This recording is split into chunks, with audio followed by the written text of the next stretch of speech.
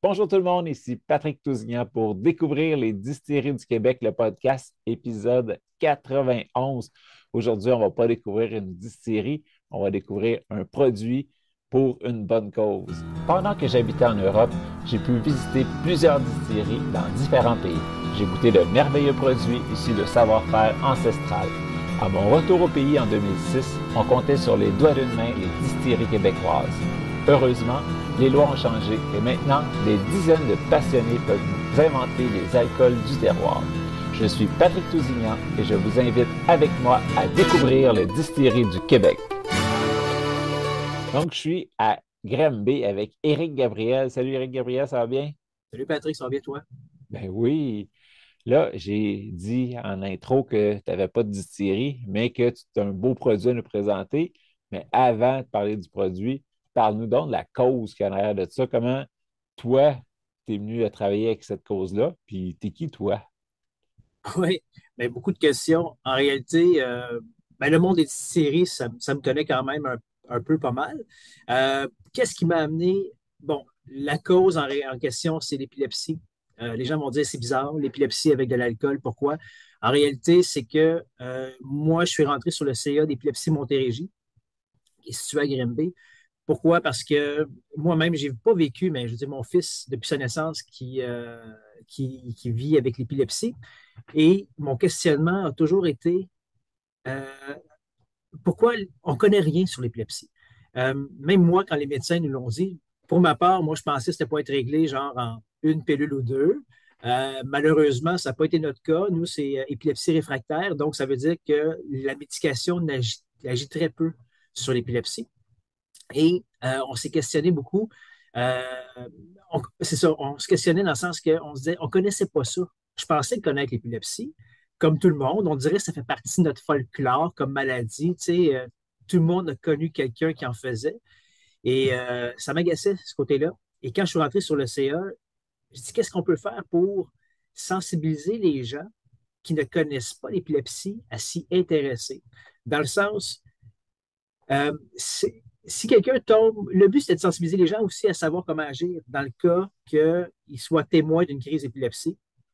Et, mettons, puis moi, je ramène ça à mon fils. On est un petit peu égoïste dans la vie. Je me suis dit, plus tard, quand il va pouvoir marcher et s'il tombe par terre, puis il est à l'école, comment vont réagir les élèves autour de lui, tu sais? Changer le regard des gens face à une crise d'épilepsie. Donc, tout ça dans ma tête, ça bougeait beaucoup, beaucoup, beaucoup. Puis j'ai dit, qu'est-ce qu'on peut faire? Comment qu'on peut aller chercher les gens d'une manière le fun aussi? Parce qu'on ne voulait pas faire pleurer personne. On ne voulait pas être, comment je peux dire, prêcher, tu sais, être trop preacher sur il faut faire ci, ça, il faut être empathique. On voulait aller, oui, dans l'empathie, mais on voulait aussi aller dans le côté le fun. Tu sais, je trouve que enseigner aux gens, c'est comme les enfants ou les adultes.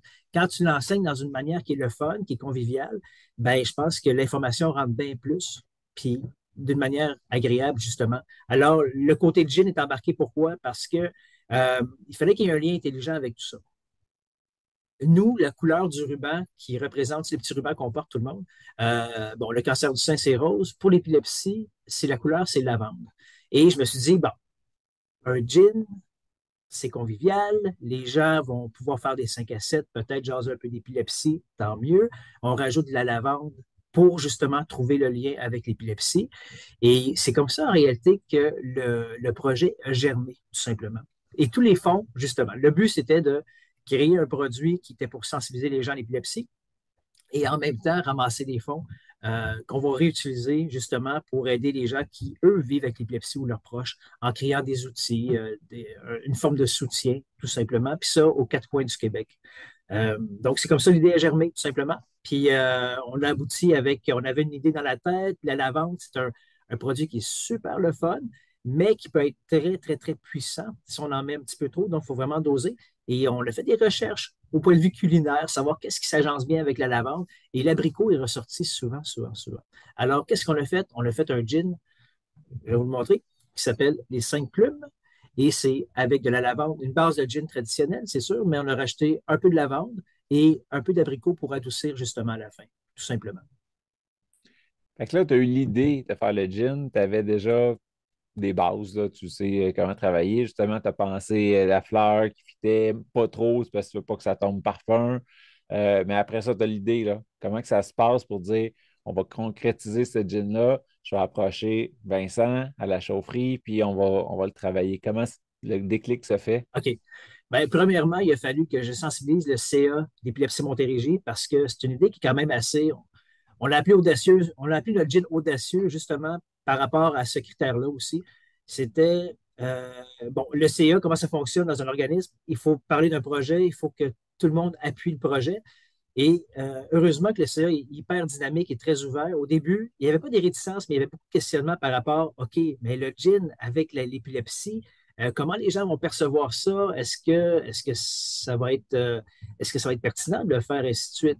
Et alors, c'est là qu'à un moment donné, j'ai expliqué un peu le processus dans ma tête en disant, le but, c'est pas pour les gens qui souffrent, qui vivent avec l'épilepsie, c'est plutôt de sensibiliser les gens qui ne vivent pas avec l'épilepsie. Alors, quand ce côté-là a été compris, euh, ça n'a pas pris de temps, hein. Ils ont accepté. Et quand on fait partie d'un CA, c'est pas d'aller voir des amis ou quoi que ce soit. C'est vraiment, j'ai fait faire 3 soumissions différentes. On avait un plan, on a fait faire des offres de services et on a analysé. On avait 3 bonnes offres, des distillateurs sur la Montérégie.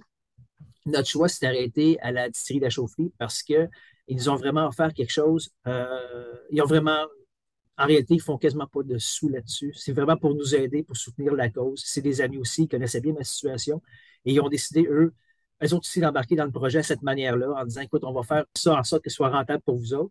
Et c'est pour ça aussi que le gin arrive sur les tablettes à 48 et 50. On ne voulait pas être trop gourmand. On voulait vraiment toucher tout le monde. On ne voulait pas que le côté monétaire soit un frein à l'achat de la bouteille. Parce que le but initial, il ne faut pas oublier, c'est de sensibiliser les gens à l'épilepsie avant tout. Oui, on fait des revenus, on ramasse des fonds avec ça, mais la première affaire, c'est vraiment de sensibiliser les gens à l'épilepsie. Et puis le nom 5 plumes, ça vient de où? Les 5 plumes, bon, on avait plein d'idées parce que partir un projet comme ça, là, ça prend du temps en tabarnouche. C'est beaucoup de petites affaires qu'il faut calculer. Bon, la bouteille, l'étiquette et trouver un nom original aussi. Et les 5 plumes sont arrivés parce que le mandat principal du gin, c'est de la communication. On veut que les gens en parlent. Puis pour nous, on trouve que la plume, c'est un symbole super fort. C'est un symbole qui est présent partout dans notre vie et qui représente super bien la communication. Tu sais, on parle souvent de la plume, là, la communication écrite, mais écoute, on peut utiliser la plume dans différents types de communication. Et pourquoi qu'on en a mis 5? C'est que en réalité, les 5 plumes regroupent les 5 valeurs portées par le projet. La première, c'est la communication. La seconde, on va parler de l'unicité. La troisième, ça va être la liberté. On va avoir le réconfort. C'est drôle à dire, mais c'est vrai qu'une plume, tu sais, quand on prend une doudou, tout ce qui est fait de duvet, c'est réconfortant, c'est chaleureux. Puis ensuite, la dernière, c'est la légèreté, parce qu'il y a une phrase qui nous a marqué puis qui représente bien le but de notre projet. Ça dit, le fardeau vécu en groupe devient une plume. Et notre philosophie, c'est que si tout le monde peut être sensibilisé à l'épilepsie, bien, ceux qui vivent avec ça, ils vont peut-être avoir une légèreté qui va se déposer dans leur vie. De- Ils vont peut-être avoir moins de jugement. Ils vont peut-être se lever le matin avec une joie de vivre, d'aller travailler parce qu'ils savent que leurs collègues ils connaissent leur situation, puis s'ils tombent par terre, bien, ils ne seront pas jugés. Bref, on trouvait que les 5 plumes, c'était vraiment approprié pour le nom du produit. Puis, ce qui était très important pour nous, c'est qu'on voulait faire ça par un artiste local. Je vais remontrer l'étiquette. Tu vas sûrement avoir les 5 plumes, ça a été créé par Sophie Rosen, qui est à Granby, une artiste qui fait beaucoup d'aquarelles. C'est magnifique, puis je trouve que ça représente bien le projet. Euh, c'est doux, puis en même temps, ça a beaucoup, beaucoup de caractère, comme le produit, puis comme la cause. J'imagine que, vu que le but, c'est de porter le message de comment réagir si on voit quelqu'un faire une crise, quelque chose comme ça, il doit avoir une documentation, il doit avoir des petites vidéos à quelque part pour aller expliquer tout ça. Est-ce que tu veux nous en parler? Ben, tout à fait. Ce qu'on a fait justement, c'est que pour alléger l'information, on a même créé, on est allé, tu sais, on a vraiment comme créé une petite compagnie de spiritueux, si je peux aller ici. On a créé un compte Instagram, un compte Facebook et on a même créé notre propre site web qui est vraiment indépendant du site existant déjà de Épilepsie Montérégie, justement pour alléger l'information. À l'arrière de la bouteille, si tu me permets, on a mis un QR code. Le QR code va être porté à être beaucoup plus gros prochainement, parce que là, on a voulu expliquer l'histoire du projet avant tout. Mais si on scanne le QR code, ça nous amène directement sur le site web. Et là, on peut avoir, comme l'abécédaire de l'épilepsie, quoi faire c'est quoi l'épilepsie, qui ça touche et quoi faire en cas d'épilepsie. Quoi faire en cas de crise et tout. Donc, le site web est documenté comme ça, puis il va bouger beaucoup. Puis on va même rajouter des recettes de cocktails. Tu sais, faut rendre ça le fun, là. Dans la description en dessous, vous allez trouver le lien directement, comme si vous scannez le QR code. Donc, ça va aller sur le site web.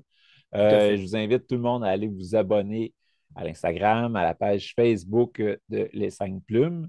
Est-ce que c'est Les 5 Plumes, 5 Plumes C'est Gin? Gin les 5 plumes, Instagram et Facebook. Et même chose pour le site web, c'est ginles5plumes.com.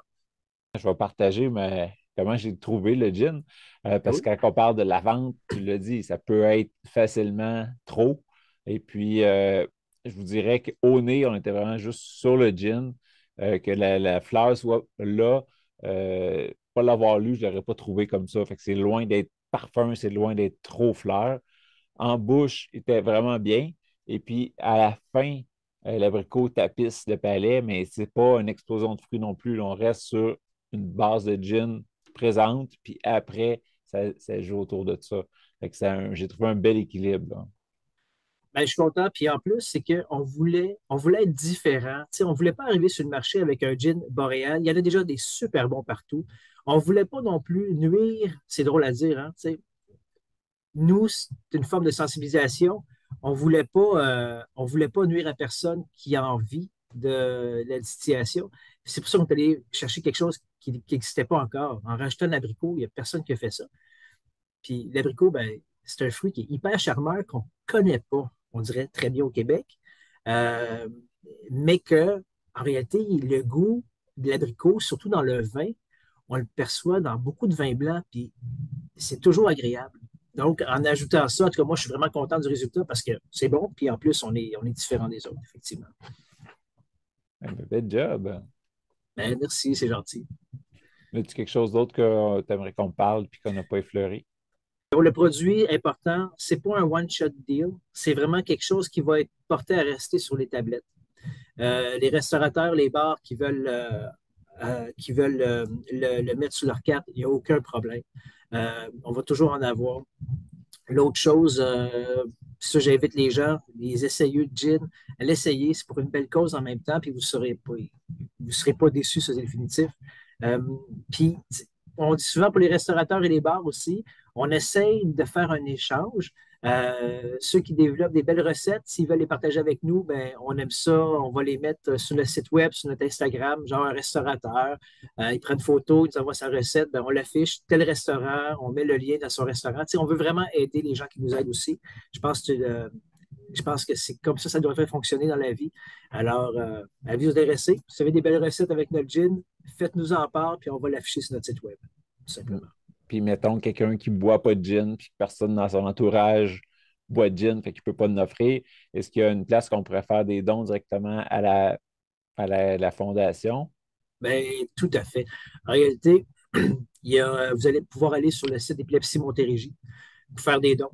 Euh, Comme je disais, la COVID a vraiment mis une bombe dans les organismes communautaires de toutes catégories au Québec.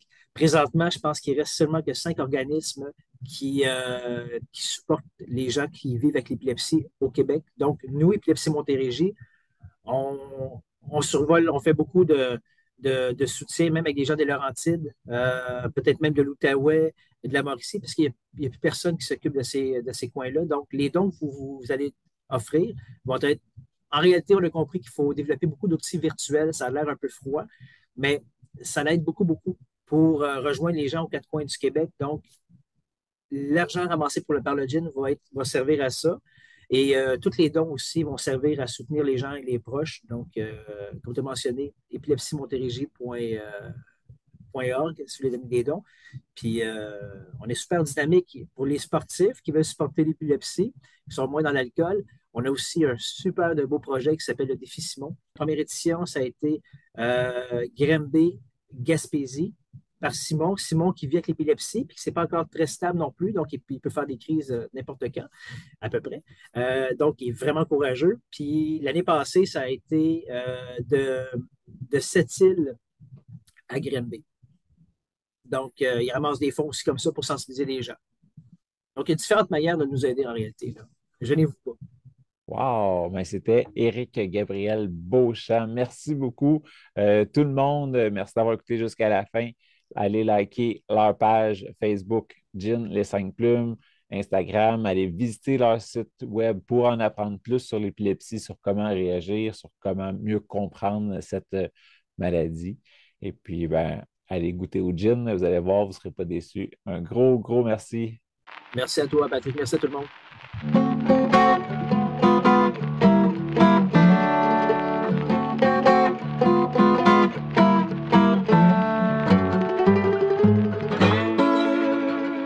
Laisse-moi te parler de mon partenaire, Nevu Matrix, la nouvelle matrice pour réussir ensemble. C'est grâce à eux si je peux vivre mon rêve de vous partager toutes ces belles aventures parmi les distilleries du Québec. Clique sur le lien en bas. Toi aussi, tu mérites de vivre ton rêve.